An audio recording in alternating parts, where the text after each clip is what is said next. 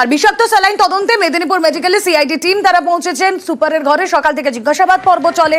সিআইডির প্রশ্নের মুখে 2 জুনিয়র চিকিৎসক এবং 4 জন নার্স। আর কিছুক্ষণ আগেই মিনিট 5-10 আগেই তারা মেদিনীপুর মেডিকেল থেকে বেরিয়েছেন। এবং আজ সারাদিন ঠিক কি হলো, এই যে জিজ্ঞাসাবাদ পর্ব চলে, সিআইডির প্রশ্নের মুখে পড়তে হয় 2 জুনিয়র চিকিৎসক এবং নার্সকে, তা জানবো। আমাদের প্রতিনিধি অভিজিৎ চন্দ্র রয়েছেন সঙ্গে। অভিজিৎ, বেরিয়ে গিয়েছেন আধিকারিকরা, কিন্তু সকাল থেকে চললো কি, কোন কোন কড়া প্রশ্নের মুখে পড়তে হলো তাদের?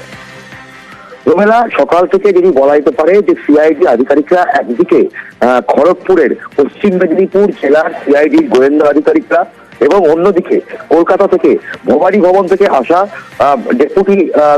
ডেপুটি সুপার র্যাঙ্কের সিআইডি আধিকারিক জোড়া ফলা বিদ্ধ করেছে বলা যেতে পারে। প্রথমে এসে জেলার গোয়েন্দা অফিসাররা, সিআইডি আধিকারিকরা তারা লগ বুক পরীক্ষা করে এবং সঙ্গে তারা যেটা করে হচ্ছে রোস্টার দেখে। এমএসডিপি বা সুপারের অফিসে এসে তারা যেদিন অপারেশন হয় সেদিনকার রোস্টার এবং অপারেশন থিয়েটারের যে লগ বুক সেগুলোকে পরীক্ষা করেন। এবং একই সঙ্গে ঠিক একই সময় কলকাতা থেকে যারা ডেপুটি সুপার র্যাঙ্কের যে আধিকারিকরা এসেছিলেন ভবানী ভবনের, তারা স্টোরে যান।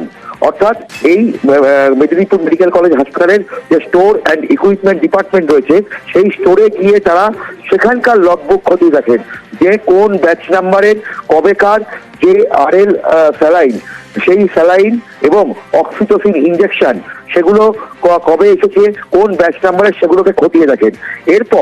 এরপর দুই দল একসঙ্গে সুপার অফিসে গিয়ে সেখানে 2 জন জুনিয়র ডাক্তার অর্থাৎ পোস্ট গ্রাজুয়েট ট্রেনি যারা সেদিন অপারেশন থিয়েটারে উপস্থিত ছিলেন, 4 জন নার্স এবং সুপার অর্থাৎ এমএসডিপি তাকেও জিজ্ঞাসাবাদ করেন। দীর্ঘক্ষণ জিজ্ঞাসাবাদ পর্ব চলেন এবং সেখানে ক্রস চেক করা হয় যে সেদিন কি ঘটেছিল, সেদিন কি হয়েছিল, সমস্তটা পুঙ্খানুপুঙ্খভাবে জানতে চাওয়া হয়।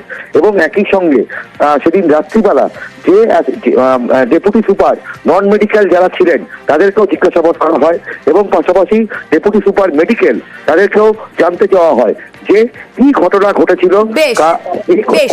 এই জিজ্ঞাসাবাদের পর যা যা তথ্য উঠে এলো সেগুলো তদন্তে কতটা হেল্পফুল হয় অবশ্যই আমাদের নজর থাকবে।